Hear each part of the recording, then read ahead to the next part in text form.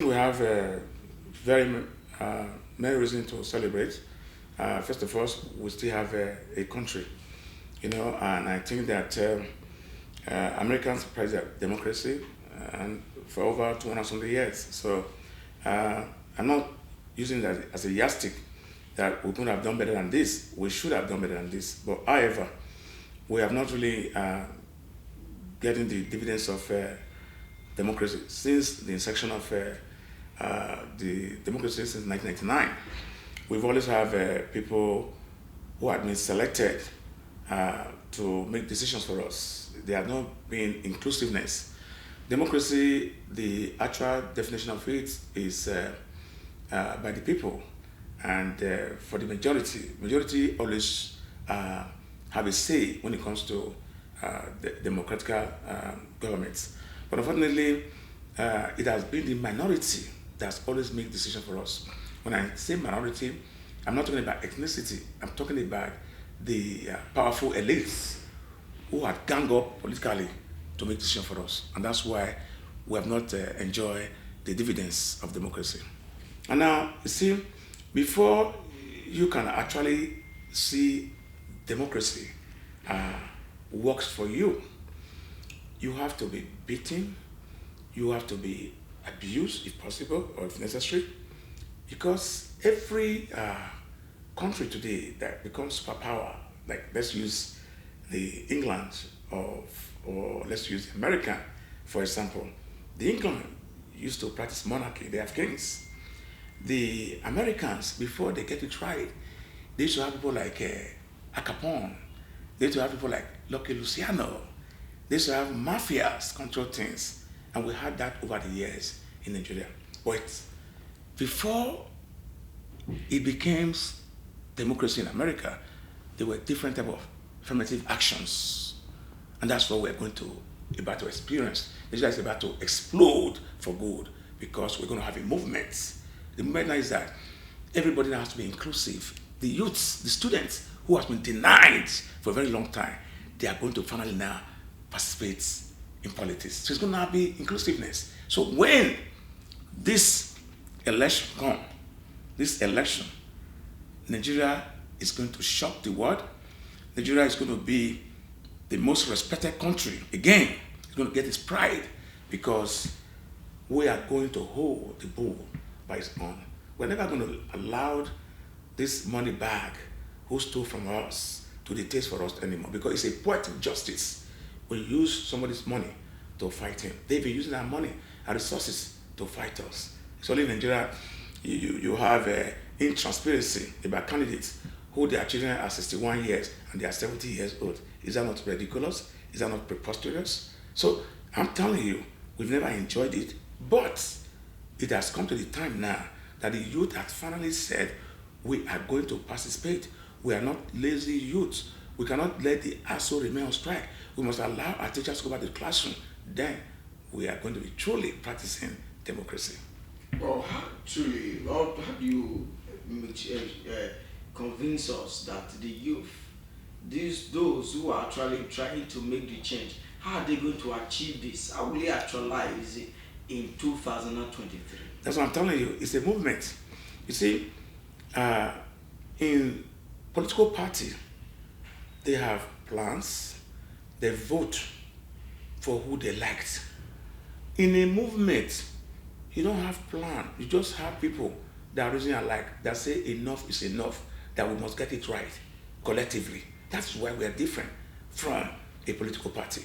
So, you heard about, I was part of it, the answers. We thank God that Nigeria stood together. When we were tired of police brutality, when we were tired of oppressions, we were able to govern ourselves. We were able to collectively feed ourselves. We were able to collectively mobilize ourselves through in social media, and that's what's about to happen because we're in a new age. Let me tell you, you are going to interview me where we are going to celebrate the new president come 2003. I'm telling you because we are fed up. Because these guys from different political parties, especially the PDP and APC, what have they done lately for this country? The two candidates. We have one of them who was the vice president, who has tried by every means necessary to become the president of this country, who are never living in this country for some time now, living in Dubai and living in comfort in Dubai and England with his family, leaving us impoverished. We are one of them who owned the whole of Lagos, who's the richest landlord in West Africa, who is supposed to retire and rest peacefully and enjoy his retirement, who's also coming back here to struggle with. It should be somebody like a father, like a mentor, who will guide us so that we won't do what is wrong. So for me, if you cannot trust a messenger, you can't trust his message, because I question him. For example, his daughter is 61 years old and is less than 70. So how do you equate that? First of all, we need a leader who's credible, a leader who's truthful, a leader who's honest. That is what the youth is looking for. We are tired of staying at home. We are tired of seeing our children on prostitution, our children on drug due to frustration. So the parents are also tired. So this is a force that you can never. It's a force that you can never, want to contend with, because you are not only dealing with the student here, you're also dealing with their parents. You're also dealing with those who have been denied of their gratuities. You're also dealing with, let me tell you something. The sign was there very clearly on that day of the primaries of APC.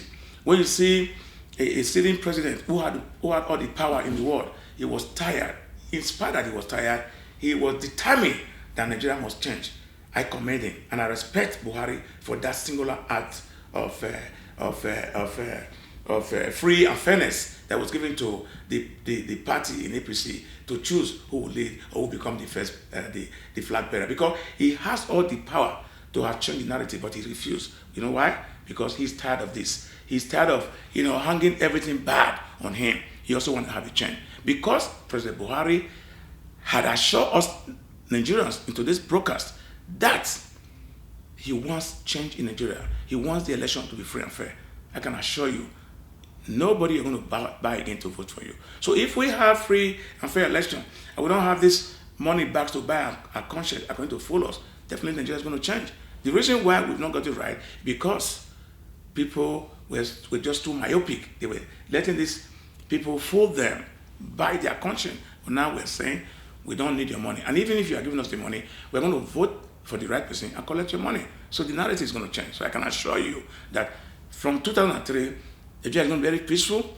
The economy is going to go up, and they also will resume school, and this is going to be working for me and you finally again. And we're going to be an example in West Africa, or perhaps the whole of Africa continent. The abysmal failure of APC, or perhaps of President Muhammadu Buhari, wasn't intentional.